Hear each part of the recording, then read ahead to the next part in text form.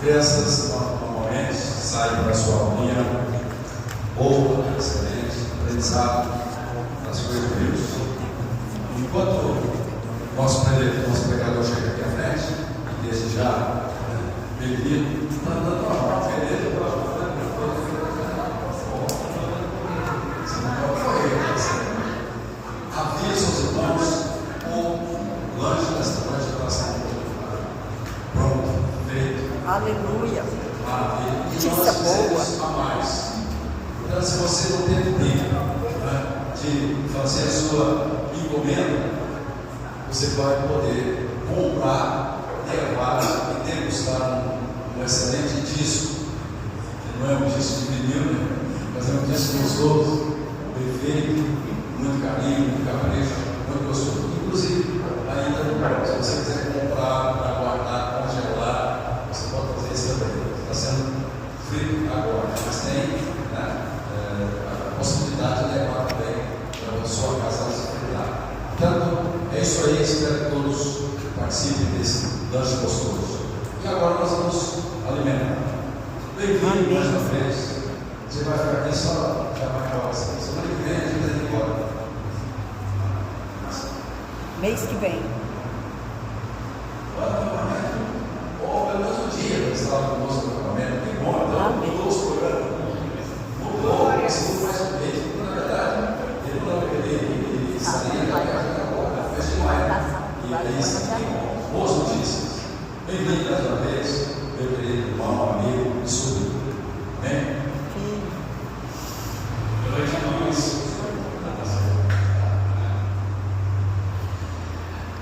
Tenho antes uma confissão para fazer, né?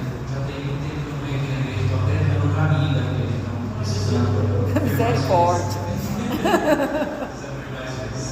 Meus irmãos, hoje nós vamos falar sobre o pecado imperdoável. Esse foi o tema do meu trabalho de pesquisa lá no seminário do Canadá. Fiquei 6 meses estudando sobre o pecado imperdoável e vários artigos, alguns livros a respeito, depois produzi lá o trabalho que eles exigiram.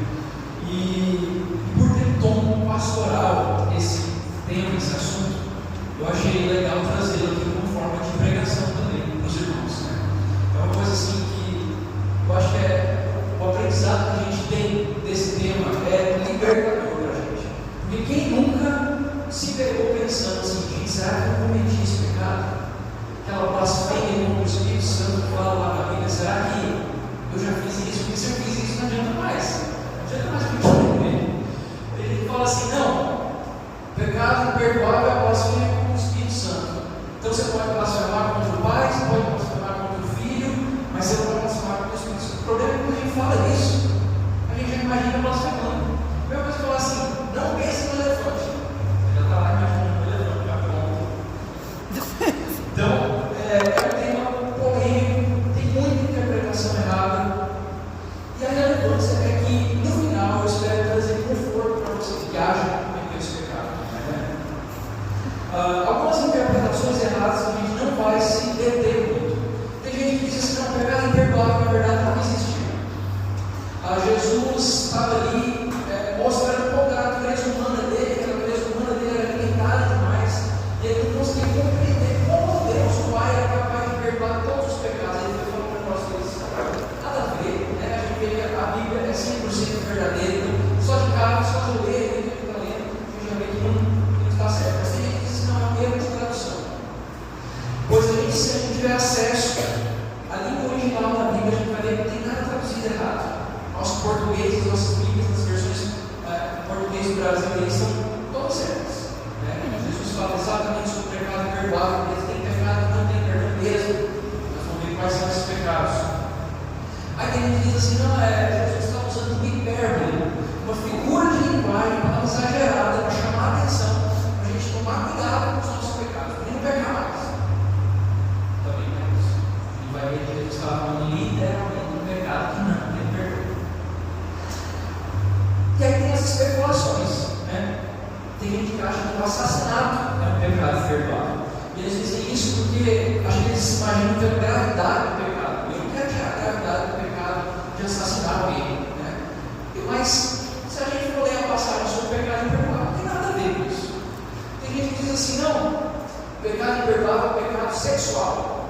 E muita gente acha isso, que toda vez está ali pecando sexualmente e começa com aquele sentimento de culpa. E por causa do sentimento de culpa, da consciência acusando ele acha que aquele pecado não tem perdão, porque nem ele mesmo consegue imaginar perdoado. Mas Deus não perdoa. E acha que esse é o pecado imperdoável. E a gente sabe, a gente vai ler uma passagem, vai ver que não tem nada a ver com isso.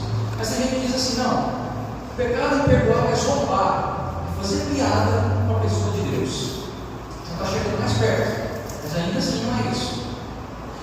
A gente lê lá em Lucas 23, 34, vamos projetar aí para a gente, por favor, Gustavo. Estou usando aqui a nova versão transformadora, uma versão mais nova, com uma linguagem mais simples. Se vocês verem nas suas Bíblias aí, impressas, vocês vão ver que não tem muita diferença. Escrito assim, Jesus disse, Pai, perdoa-lhes, pois não sabem o que fazem. E os soldados tiraram os sortes para dividir entre si as roupas de Jesus. Esse é o momento que as pessoas estavam ali caçoando de Jesus já na cruz. E ele vai e ora o quê? Pai, perdoa-lhes. Então quer dizer que zombar. O próprio Jesus está pedindo perdão, ele está intercedendo por quem estava ali zombando eles. Aí tem uma que a gente vai se ater um pouco mais, uma posição que a gente vai se ater um pouco mais, que é o suicídio. Por que a gente vai se ater um pouco mais? Porque a posição oficial da Igreja Católica é dizer que o suicídio é um pecado imperdoável. De onde eles tiraram isso? Da tradição. Porque não tem nada na Bíblia que fala isso. Por quê? Porque o entendimento deles é o seguinte: não, pecado imperdoável é aquela ofensa cujo arrependimento não foi ativamente buscado antes da morte. É o que eles chamam de morte impenitente. Então, isso inclusive estava nas confissões oficiais de fé deles, Ultimamente eles estão até tentando abrandar um pouco mais isso. Mas até hoje eles acreditam que é o seguinte: se você não se arrependeu de tal pecado, aquele pecado vai te levar para o inferno. E não é assim. Por que não é assim? Porque a gente lê lá 1 João 7, por favor, Júlio.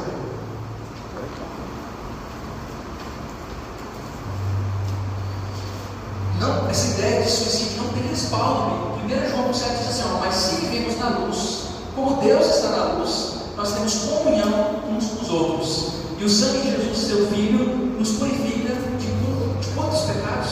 Todo pecado.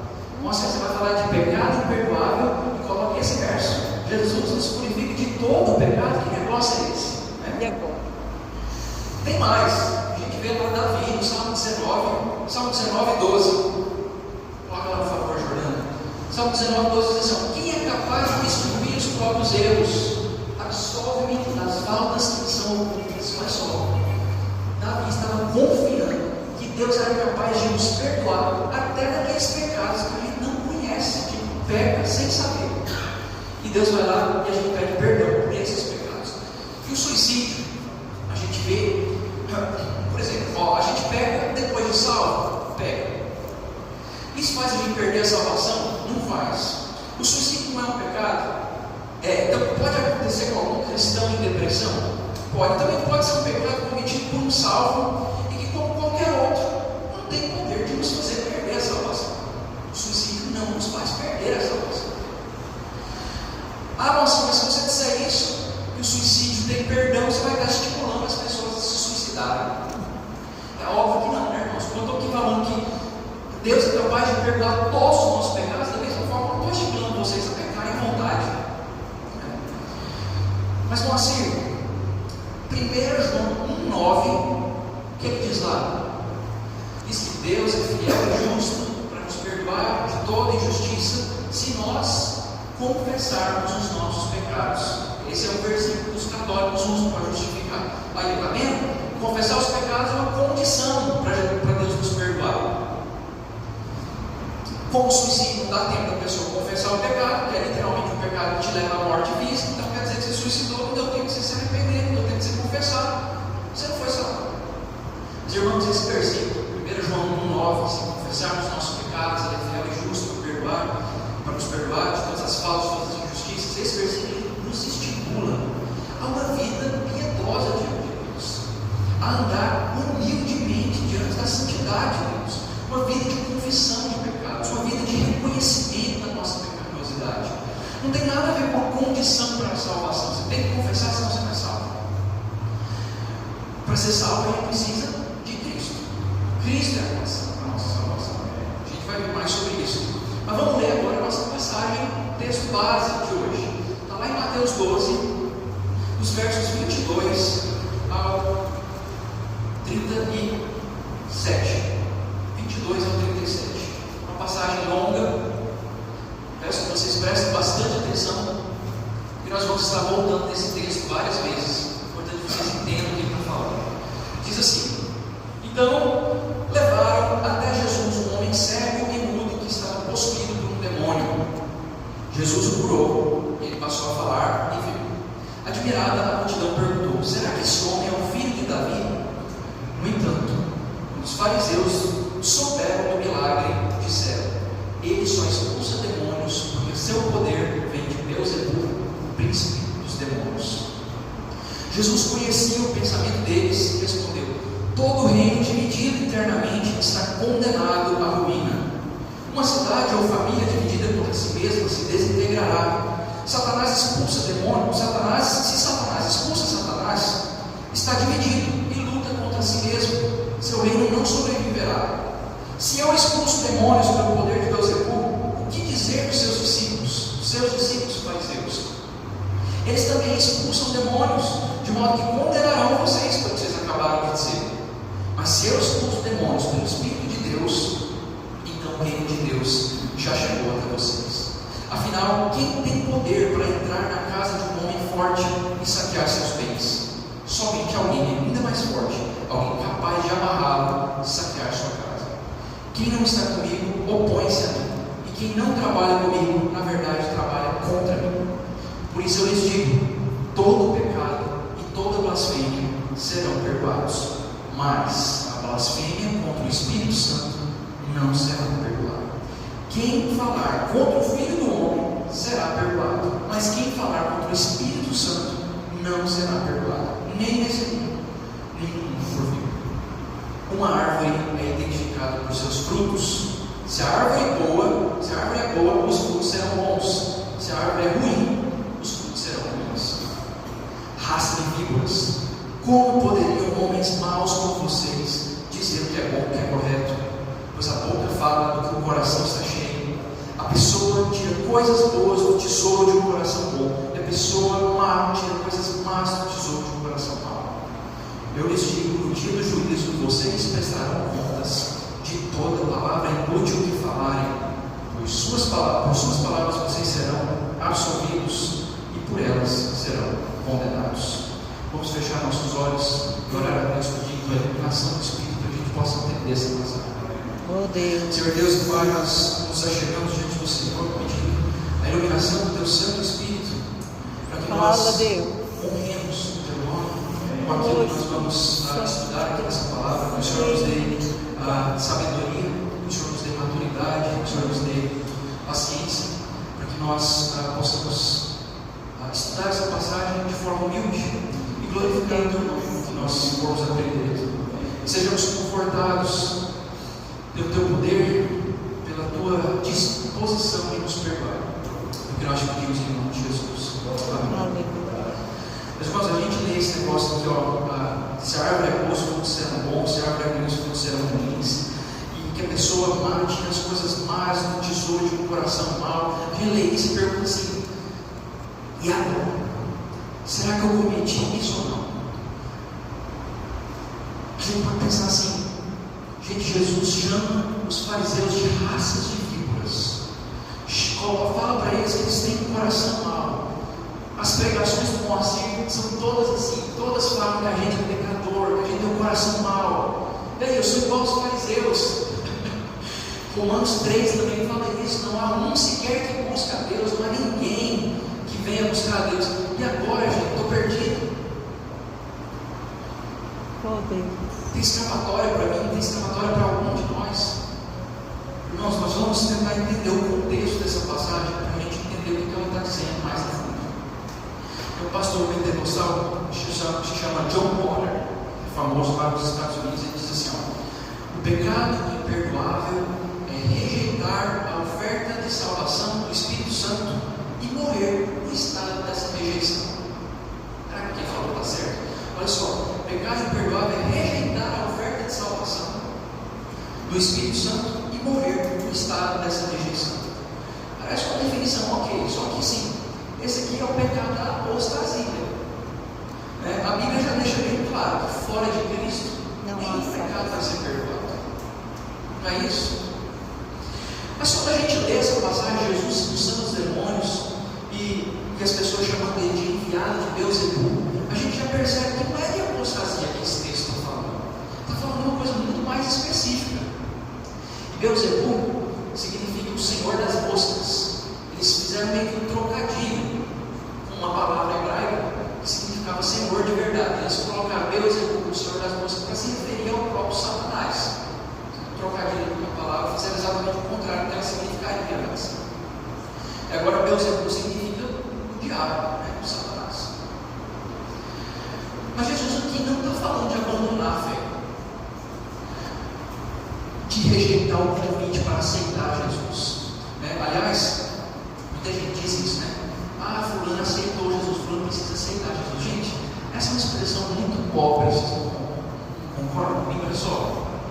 O Senhor do universo, Jesus Cristo, Criador de sua alma, do seu coração, de sua vida, de tudo que existe, Ele é o Criador. Jesus estava lá no dia da criação. A gente precisa aceitar Ele, fazer um favor para Ele. Ele está lá pedindo para entrar na nossa porta, pedindo para entrar no nosso coração, e a gente precisa fazer um favor. Não existe isso, irmãos? Quando Jesus quiser, Ele vai entrar no seu coração. E não tem diabo que segure a transformação que Ele vai fazer no seu coração. Aleluia. Se Deus te escolhe,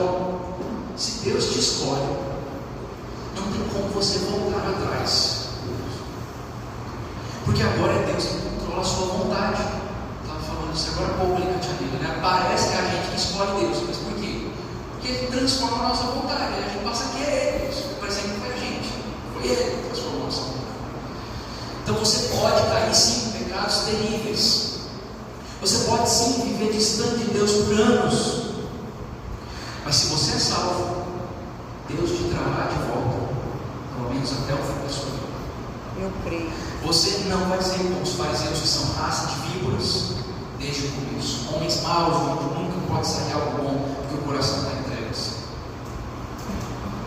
Se fulano abandonou a fé e morreu nesse engano, é porque na verdade ele nunca foi salvo. Deus não faz sua obra pela metade, irmãos. Se você conhece alguém que abandonou a fé, que apostatou da fé, lembre, ou ele é um salvo e no devido tempo ele vai voltar, ou ele nunca foi salvo. Perder a salvação não tem jeito. Se Deus foi quem te salvou, perder a salvação não tem jeito. Aleluia. Vamos ler lá em 1 Pedro 1, dos versos 3 ao 5, para vocês verem que a Bíblia diz isso para mim, não sou eu que estou dizendo. 1 Pedro, capítulo 1, dos versos 3 ao 5, diz assim: todo louvor seja a Deus, o Pai do nosso Senhor Jesus Cristo, por sua grande misericórdia, Ele nos fez nascer de novo por meio da ressurreição de Jesus Cristo dentre os mortos. Agora temos que uma viva esperança e uma herança que é imperecível, pura, imaculada, que não muda, não deteriora, guardada para você no céu. Por meio da fé que vocês têm, olha quem os protege. Deus os protege com o seu poder até que recebam essa salvação. Não tem como você perder essa salvação. Se foi Deus que te salvou, irmão, essa salvação vai ser pronta para ser revelada nos últimos tempos. Então essa palavra é para você que acha que porque você está distante da fé, você é a prova do pecado imperdoável. Eu quero até o final provar para você que não, você não cometeu o pecado imperdoável.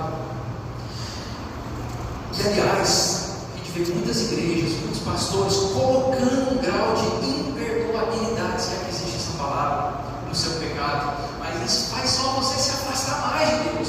Porque se você acha que você cometeu o pecado imperdoável, você vai falar: não adianta fazer mais nada, cometi, acabou. Mas como diz o sábio de Eclesiastes, ainda há esperança. Está escrito lá: enquanto a vida há esperança. E você não cometeu essa blasfêmia. Mas agora nós estamos no dilema. Se não tem como perder a salvação, e o pecado imperdoável não é um mito, do que Jesus está falando aqui? Bom, mas vemos aqui que Jesus não está falando de rejeitar o Espírito. O pecado que esses fariseus cometeram foi algo bem específico. Jesus está endereçando pessoas que questionavam o quê? A natureza do seu poder. Vamos voltar lá nos versos Mateus 12, versos 25 até o 27. Vamos só ler de novo o que diz lá. É a hora que eles tinham acabado de dizer que Jesus, o poder de Jesus estava vindo do diabo. Aí Jesus diz assim: Jesus conhecia os pensamentos dele e respondeu: todo reino dividido internamente está condenado à ruína. Uma cidade, uma família dividida contra si mesma se desintegrará. Se Satanás expulsa Satanás, está dividido em luta contra si mesmo. Seu reino não sobreviverá. Se eu expulso demônios pelo poder de Beelzebul, o que dizer de seus discípulos? Eles também expulsam demônios, de modo que condenarão vocês pelo que acabaram de dizer. Então Jesus conclui seu argumento lógico para provar assim: vocês, fariseus, vocês estão dizendo isso, mas por ignorância, não é porque vocês não estão sabendo o que vocês estão falando. Vocês me chamarem de filho de Satanás é tão ilógico que ultrapassa o limite da burrice. Vocês estão fazendo isso não é por ignorância, é por maldade, por rebelião. Vocês estão fazendo isso. Aí você pode estar pensando assim: ixi, estou gostando muito dessa conversa. Rebeldia me define. Eu também sou cristão rebelde. Eu também rejeitei, devido ao meu coração mau, aquele que é a própria definição da bondade. Pior, eu não fiz isso no passado, eu tenho feito até hoje. Será que eu estou cometendo esse pecado sem perdão? Não, vamos chegar lá. Aí você pode dizer assim: não, mas eu estou preocupado porque questionar a natureza do poder de Deus eu já fiz. Quando me falaram do milagre que aconteceu lá no hospital, lá numa outra igreja, eu duvidei. Lá no fundo do meu coração achei que aquilo podia ser simplesmente uma coincidência, uma coisa natural que às vezes acontece. Ou pior, em um tom de deboche, eu até já disse que alguém cheio do Espírito Santo estava parecendo que estava endemoniado, bem parecido com o que os fariseus falavam. E aí, será que tem escapatória para mim? Tem. Vamos chegar lá. C.S. Lewis, o escritor da Crônica de Nárnia, que eu vivo citando aqui, disse assim uma vez: ou Cristo é mentiroso, ou ele é um lunático, louco, ou ele é Deus. Mas um cara legal não pode ser. Só um cara legal não tem jeito de Jesus ser. Ninguém falou isso. Porque hoje um monte de gente diz assim: Jesus foi um homem exemplar, deve seguir o exemplo dele, mas não gosta de reconhecer que Jesus é Deus. Só que o que acontece? No verso 28, está lá, Jordão, próximo aí. Verso 28 diz assim: mas se eu expulso demônios pelo Espírito de Deus, então o reino de Deus já chegou para vocês. O que Jesus está falando aqui? Ele falou assim: vocês estão vendo a prova cabal de que eu sou Deus. Eu sou sobrenatural, porque eu tenho poder de expulsar demônio. Eu sou maior que os demônios, e os demônios são meus inimigos. Logo, eu só posso ser Deus. Eu só posso ser Deus. Por isso, que não tem como você dizer que Jesus era só um cara legal. Ele falou que era Deus. Ou ele está mentindo, ou ele estava sendo louco, ou ele era Deus mesmo. Um homem, 100% homem, e ao mesmo tempo 100% Deus. Hoje, você vai encontrar um monte de gente que lê isso aqui e fala assim: não, Jesus estava mentindo. E outros vão ler isso aqui e falam: não, Jesus era mas só um cara legal, não expulsa demônios. 20 séculos depois disso aqui ter acontecido, Jesus poderia dizer assim: gente achando que eu sou doido, eu vou perdoar. Por quê? Porque a gente já viu ele fazer isso, né? E às vezes as pessoas fazem isso na ignorância, chamam Jesus de doido, que não sabem do que ele é capaz. Foi assim que fizeram os parentes de Jesus. Vamos ler lá, Marcos 3, 21. O que os parentes de Jesus fizeram? Marcos 3, 21. Quando os familiares de Jesus souberam o que estava acontecendo, quer dizer, as multidões ali se aglomerando, eles tentaram impedi-lo de continuar e diziam: está fora de si. Os parentes de Jesus falaram que Jesus era doido. E eles fizeram isso sem saber que Jesus era capaz. Tanto que em Atos 1, versos 13 e 14, olha o que a gente lê. Quando chegaram, subiram a sala, no andar superior da casa onde estavam hospedados, estavam ali os apóstolos Pedro, João, Tiago, André, Filipe, Tomé, Bartolomeu, Mateus, Tiago, filho de Alfeu, Simão, Zelote, Judas, filho de Tiago. Todos eles se reuniam em oração com um só propósito, acompanhado de quem? De algumas mulheres e também de Maria, mãe de Jesus, meus irmãos. Nós temos aqui agora os familiares que antigamente chamavam Jesus de doido, arrependidos, entregues ao poder de Jesus. Chamar Jesus de doido tem perdão, porque você faz isso na sua ignorância, se não fizer os parentes de Jesus. Aí a gente vai dizer assim: gente doida, eu vou perdoar. Gente me achando doido, eu vou perdoar. Gente achando que eu sou um mentiroso, eu vou perdoar, porque eles também fazem isso na ignorância. Aliás, daqui a 20 séculos, Jesus pode dizer nessa época aqui, né? Vai ter até gente questionando a natureza do meu poder. Vai ter gente debochando da obra do Espírito. Tem. E eu vou perdoar. Mas vocês não, fariseus. Olha o que Jesus fala para os fariseus: vocês eu não vou perdoar. Por quê? Porque vocês agora estão vendo a prova de que eu sou Deus. E aqui está a raiz do pecado imperdoável, irmãos. De modo que até aqueles que me chamarem de filho de Beelzebul hoje podem ser perdoados, porque nenhum deles viu a prova de que eu sou Deus, como vocês fariseus estão vendo. E Hebreus 6 fala desse exato pecado. Vamos lá em Hebreus 6, os versos 4 a 6. Vamos tentar entender essa passagem como se estivesse falando aos fariseus lá da época. Está dizendo assim: ó, é impossível trazer de volta ao arrependimento aqueles que já foram iluminados, que já experimentaram as dádivas celestiais, aqueles que se tornaram participantes do Espírito Santo, que provaram a bondade da palavra de Deus e os poderes do mundo por vir.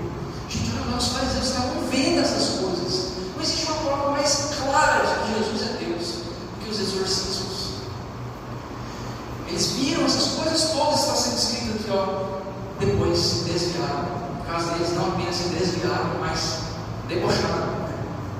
Sim, é impossível trazê-los de volta ao arrependimento, pois ao rejeitar o Filho de Deus, eles voltaram a pregá-lo na cruz, expondo a vergonha pública. Vejam só, irmãos, quem experimenta os poderes do mundo por vir e abandona a fé, não tem como voltar ao arrependimento. Mas e agora? Aí você vai me perguntar assim: Deus nos preserva ou não nos preserva? Bom, assim você citou primeiro Pedro dizendo que Deus nos garante a segurança da nossa salvação. Agora você vem nos Hebreus para dizer o contrário, que para perder a salvação, que nós não temos garantia nenhuma. Se a gente abandonar a fé, Deus nos abandona. Como é que é isso?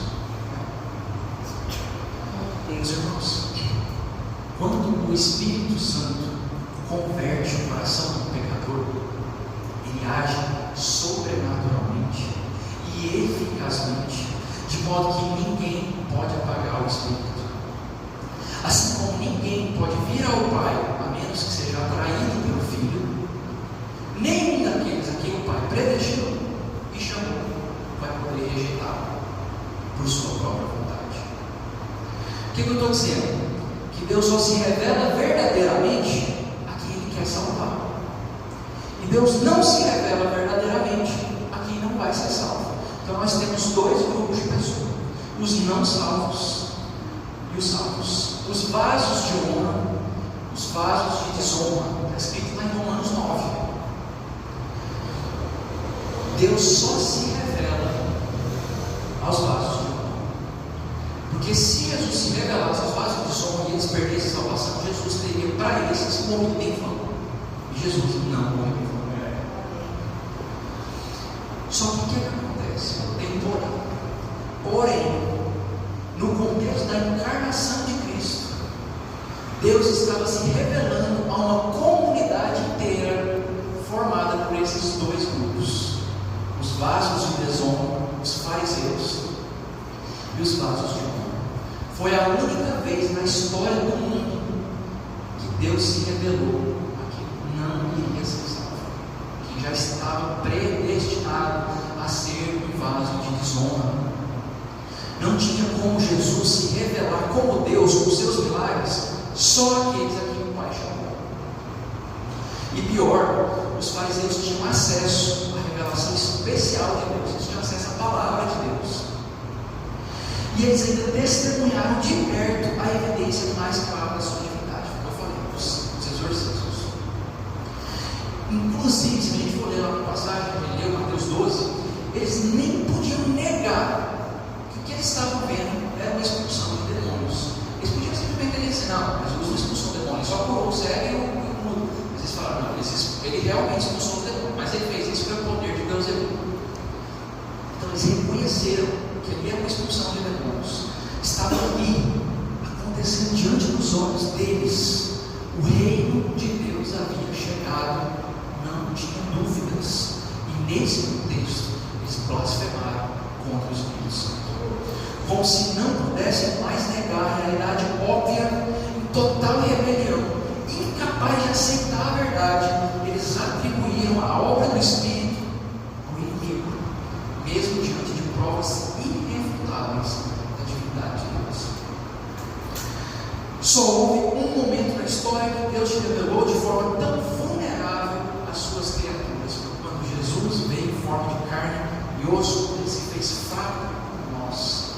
Vejam que o pecado imperdoável não é uma disposição que brota de um coração que não sabe o que está acontecendo, um coração ignorante. Ele é um ato voluntário, ele é um ato verbal, você blasfemar, falar contra, consciente de uma rejeição do sobrenatural de Deus depois de sua clara demonstração. Não é duvidar, não é negar a verdade, mas é se opor a ela, sabendo sem dúvidas de que a verdade está na sua frente, em forma de carne e osso. Agora a gente já sabe o que é o pecado imperdoável. Mas a pergunta que resta é a seguinte: por que Deus não perdoa isso? A primeira razão mais óbvia é a seguinte: porque todos os que cometem esse ato são vasos de desonra, então eles não vão se arrepender, não vão sentir remorso, não vão se entristecer pelo que eles disseram, porque eles agem de forma contrária ao único que pode transformar a vontade deles. Mas mais do que isso, não é apenas por rebelião, porque a rebelião dos fariseus já existia antes, mas naquele dia específico eles cometeram esse pecado, um dia fatídico, eles cometeram um pecado que não tinha volta. Vamos entender de fato o que aconteceu, por que esse pecado não tem perdão. Jesus demonstrou seu poder em forma de exorcismo, gente. Por quê? Por amor a nós. Não foi para aparecer, não foi para dar uma palhinha do que ele era capaz. Eu vou expulsar um demônio ali para eles verem o que eu ainda sou capaz de fazer. Não, foi porque ele sabia que a nossa natureza, a natureza humana, demanda, exige demonstrações para acreditar numa coisa. Isso faz parte da gente.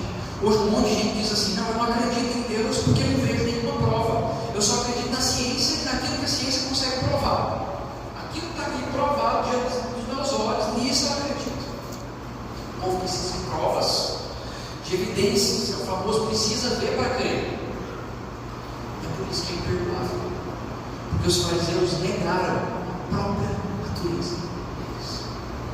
Eles disseram assim: eu preciso ver para crer. Eles tiveram a oportunidade de ver. Eles não apenas não creram, eles ridicularizaram, fizeram chacota. É como se Tomé tocasse o dedo na ferida de Cristo e ao invés de adorar, dissesse: Satanás. É ilógico, é maldoso, é rebelde, é torpe,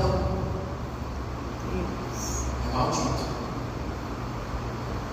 Mas se é imperdoável porque é muito ofensivo para Deus, ou porque é uma evidência de um coração perigoso, ou porque eles estavam profanando a própria natureza que reflete a imagem de Deus, ou se é simplesmente porque Deus quis, não deu explicação para a gente, talvez nem importasse tanto.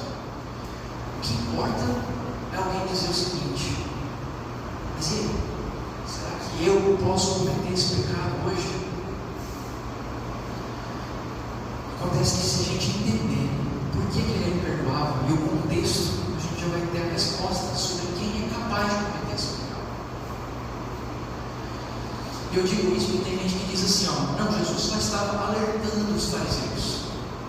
Do tipo assim, ó, para, porque a próxima coisa que você disser, essa vai ser imperdoável. Você já falou mal de mim, você já me comparou com o diabo, agora se você continuar falando, você vai falar do Espírito Santo, aí já não vai ter volta. Pai, não foi isso que Jesus disse. Muita gente tem que encontrar conforto nisso, né? Dizer assim, ó, olha só, Jesus advertiu os fariseus para que eles não cometessem esse pecado, estava impedindo eles de pecarem daquele jeito. Então eu, como não sou nenhum fariseu, não sou tão mau assim, Jesus também vai me impedir. Nosso conforto não vem disso. Porque o centro da questão não é cometer o pecado de propósito ou por acidente. O centro da questão não é sobre Jesus ser capaz ou não de perdoar pecados graves ou menos graves. O centro da questão está em cometer esse pecado de propósito, mas depois de tanta evidência da revelação salvífica do Espírito. Como eu disse para vocês, houve apenas um momento na história da humanidade que Deus se revelou de forma tão irrestrita e vulnerável às suas criaturas, tornando possível esse pecado durante o ministério de Cristo na Terra. Então, nos tempos de hoje, Deus, a gente imaginar a possibilidade de blasfemar contra o Espírito Santo de forma imperdoável está errado. Isso não acontece, nunca acontece. Só aconteceu na época em que Jesus se revelou daquela forma. Falei para vocês, nisso está o nosso conforto, porque hoje Deus não se revela dessa mesma maneira como Ele se revelou lá na época. Deus não se revela, para as pessoas que Ele não escolheu, Deus não vai se revelar. Essas pessoas já não têm perdão, porque elas não têm Cristo. Mas se você tem Cristo, Deus se revelou a você de forma inequívoca. O que isso quer dizer? Não tem volta. Aleluia. É verdade. Nós temos a segurança nisso. Os verdadeiramente regenerados não podem cometer esse pecado, porque eles são nascidos de Deus. O documento confessional do gospel chama-se os cânones de Dort. Ele diz assim, ó, Deus não permitirá que os seus eleitos pereçam. Cristo não morreu em vão pelas suas ovelhas. Aleluia. Por nós sermos raça eleita de Deus, o crente tem a garantia de que mesmo que peque gravemente e por tanto tempo, lá no documento confessional que diz, mesmo que o crente peque gravemente por tanto tempo, Deus não permite que ele incorra num pecado que leve à morte ou que blasfeme contra o Espírito. Então, se um membro aqui dessa igreja está se culpando por pensar que cometeu esse pecado, então você tem um conforto no conhecimento de que para alcançar essa categoria de imperdoável, passar do limite, deveria ter havido uma zombaria após uma evidência inequívoca do trabalho miraculoso do Espírito, revelando a natureza divina de Cristo. E a sua blasfêmia, se você um dia blasfemou contra o Espírito, ela certamente aconteceu precisamente porque você não tinha essa evidência contrária. Mesmo que a sua consciência te acuse do contrário, você que desistiu de buscar a face do Senhor, Oh Deus. depois de anos rejeitando o chamado do Espírito, pensando que você estava além da possibilidade de perdão, você deveria, ao contrário, ser encorajado a buscá-lo mais fervorosamente. Oh Deus. Porque a perseverança em meio à luta contra a pecaminosidade da carne, essa sim é uma evidência relevante dos salvos. A luta, você lutar, você não desistir. Todo dia você luta contra aquele pecado, você sente mal, sente tristeza por aquele pecado. Essa é a evidência que você está salvo. A Tia Lina estava falando ali, quando ela era jovem, as pessoas, alguém questionou na mente dela, na consciência dela, como assim, como você vai saber se é salvo? Você sabe que é salvo quando você está ali lutando contra o pecado, quando você não desistiu, quando você começa a dar evidências que os frutos do Espírito existem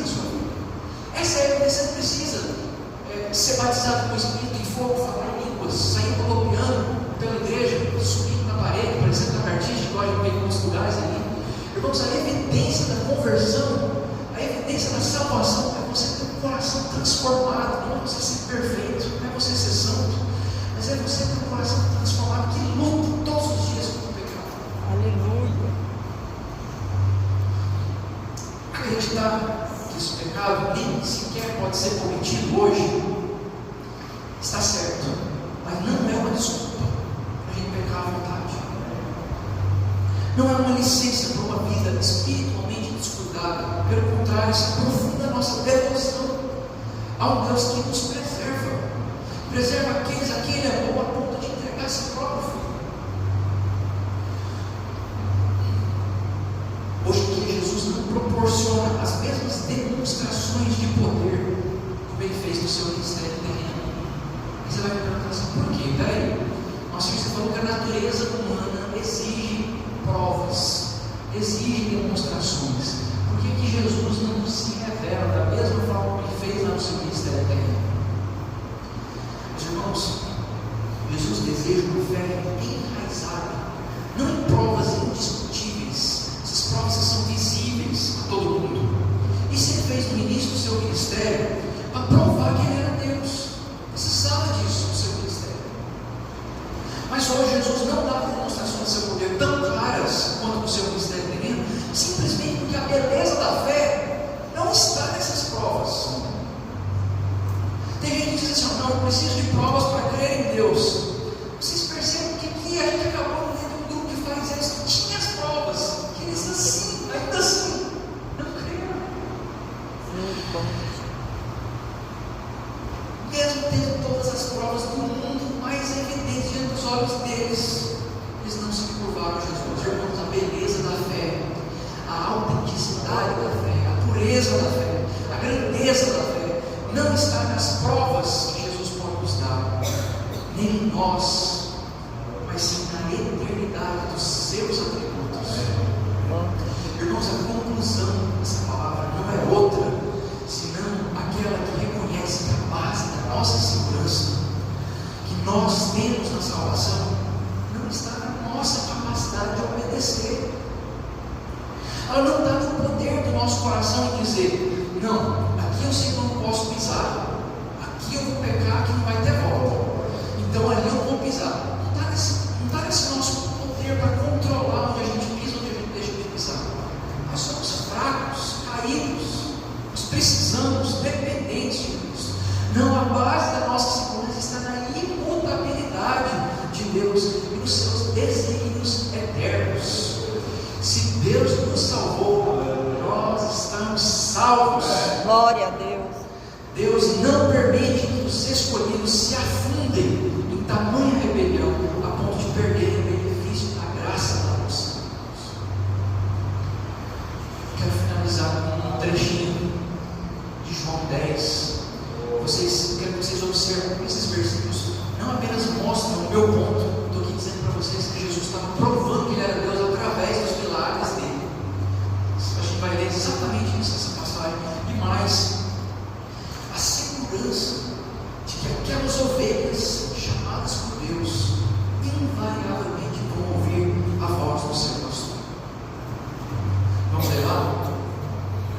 João 10, os versos 25 a 29. Diz assim, ó, Jesus respondeu, eu já lhes disse, vocês não creem em mim. A prova são as obras que eu realizo no nome do meu Pai. A prova de que eu sou Deus são as obras que eu realizo em nome do meu Pai. Mas vocês não creem em mim porque não são minhas ovelhas. Vocês podem ter a prova que vocês quiserem, fariseus.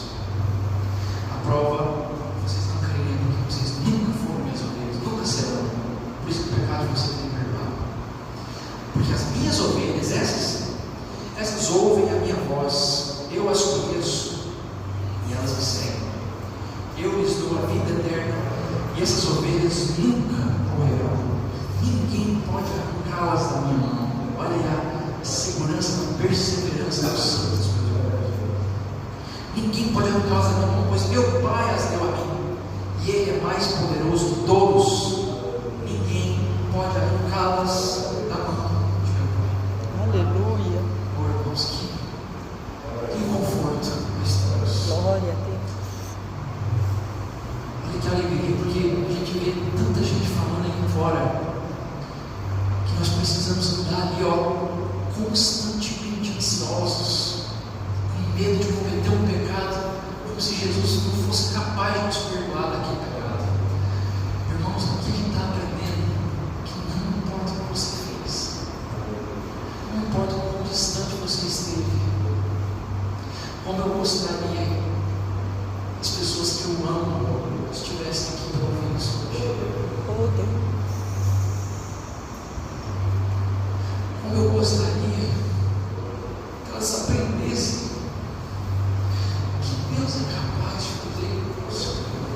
Deus.